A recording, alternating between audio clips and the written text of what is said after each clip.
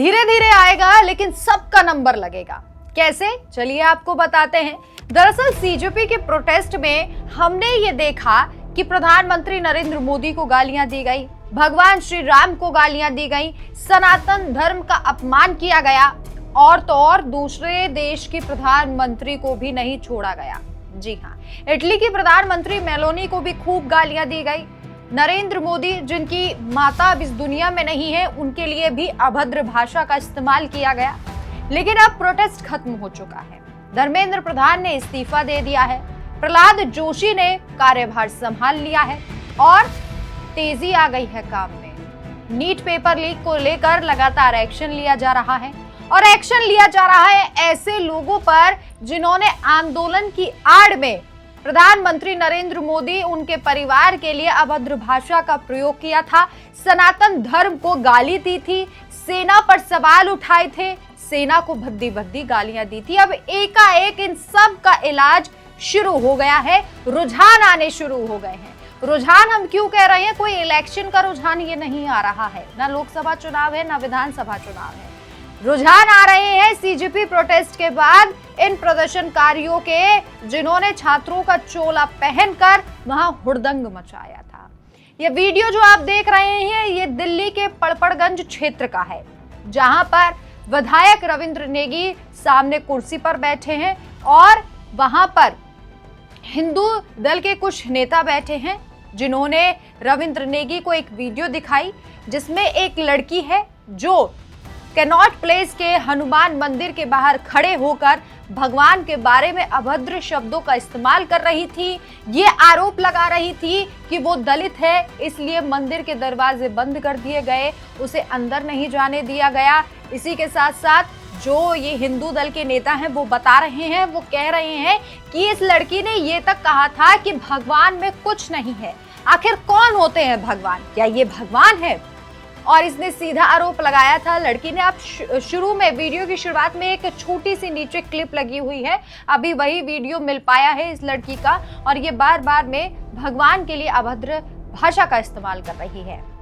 अब हिंदू दल के नेता पहुंच गए दिल्ली में पहुंचे कहां? पड़पड़गंज, और यहाँ विधायक साहब से बात की और ये वीडियो दिखाई और कहा कि ये लड़की मंडावली की रहने वाली है और इससे बातचीत करनी है, इसके घर जाना है, कोई गुंडागर्दी करने नहीं, बल्कि उससे पूछने कि आखिर क्यों हिंदू धर्म को गालियां दी जा रही है और क्यों इतना इजी आज के समय में हो गया है कि कोई भी सनातन को गाली देता है, कोई भी हिंदू देवी देवताओं को गाली देता है, कोई भी सवाल उठाता है और उसके बाद जाके अपने घर बैठ जाता है। और इसीलिए सवाल उठाना जरूरी भी है, क्योंकि जब तक आप सहते रहेंगे तब तक ये ऐसा करते रहेंगे।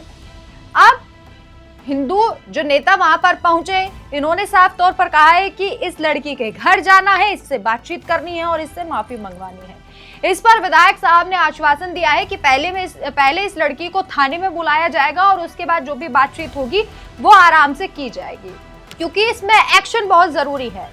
इसीलिए मैं बार बार सीजेपी की प्रोटेस्ट को लेकर सवाल उठा रही हूँ कि क्या सच में ये छात्रों का आंदोलन था?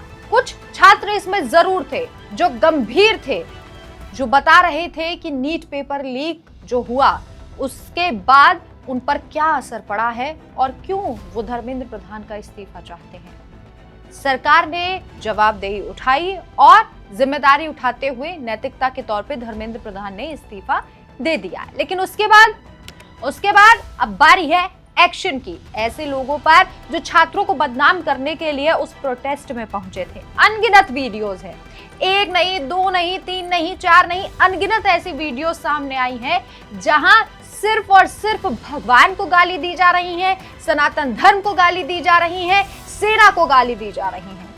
और ज्यादातर जो ये वीडियोस है वो लड़कियों के सामने आ रहे हैं, महिलाओं के सामने आ रहे हैं, और यही गंभीर विषय है कि हमारे देश की जो महिलाएं हैं, क्या वो ऐसे सशक्त होने की कोशिश कर रही हैं? क्या यही असली फेमिनिज्म का चेहरा है, जहां पर आप भद्दी भद्दी गालियां दें, जहां पर आप सनातन धर्म पर सवाल उठाएं, हिंदू देवी देवताओं को गालियां दें? क्या यही असली फेमिनिज्म है? मुझे तो नहीं लगता। अगर यही बात मेरे किसी सहयोगी ने की होती, जिस तरीके से प्रोटेस्ट में नारे लगाए गए, उसके बाद अपनी प्रतिक्रिया देते हुए मेरा कोई मेल सहकर्मी यहाँ पर आता और वो ये बात कहता सहकर्मी कि इन महिलाओं ने अभद्र भाषा का प्रयोग किया है या जो ये बोल रही हैं वो गलत है, तो शायद लड़कियों की भारी भीड़ जुट जाती और नारेबाजी करने लगती, रियल फेमिनिज्म जाग जाता। लेकिन इन लड़कियों के खिलाफ कोई नहीं बोल रहा है, सबके मुंह पर ताले लगे हुए हैं। तो इसीलिए बार बार कह रही हूं कि इन तिलचट्टियों को बताना पड़ेगा कि हिंदू धर्म को गाली देकर आप घर में आराम से नहीं बैठ सकते। बहरहाल ये वीडियो वायरल हो गया है और ये लड़की जो है ये सीजेपी की प्रोटेस्ट में भी दिखाई दी थी, ऐसा हिंदू नेताओं ने जानकारी दी है। अब देखना होगा कि आखिर इस लड़की पर क्या कुछ कार्रवाई की जाती है, क्या एक्शन लिया जाना चाहिए। आप अपनी राय कमेंट में जरूर बताएं। देखते रहिए डिटेल न्यूज इंडिया। नमस्कार।